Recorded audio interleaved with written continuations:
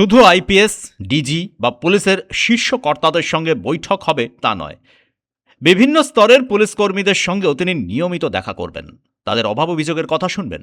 Barrackpore police training centre পরিদর্শনে গিয়ে police কর্মীদের এভাবেই আশ্বস্ত করলেন মুখ্যমন্ত্রী শুভেন্দু অধিকারী। আপনাদের মন্ত্রী আপনাদের সাথেই থাকবে, শুধু আইপিএস, ডিজি, আইজিদের সঙ্গে মিটিং হবে তা নয়।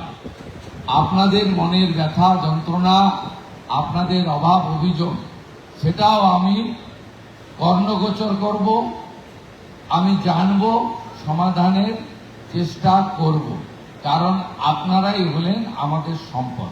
মুখ্যমন্ত্রী বলেন, পশ্চিমবঙ্গ পুলিশ ভারতের মধ্যে সেরা পুলিশ ডিপার্টমেন্ট হতে পারে। একই সঙ্গে তিনি জানালেন, পুলিশের সমস্যার কথাও আমি জানি।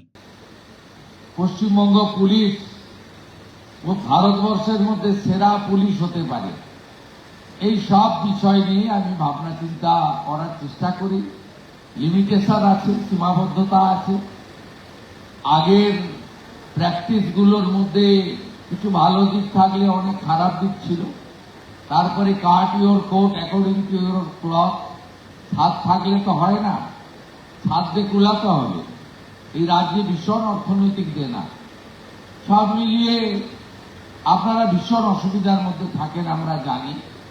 প্রত্যন্ত এলাকায় কাজ করতে হয়, না আছে থাকার জায়গা, না আছে ভালো পরিশ্রুত পানীয় জল, না আছে আপনাদের লজিস্টিক সাপোর্ট, গাড়ি ঘোড়া ইত্যাদি, না আছে অনেক কিছু ত্রুটি আছে।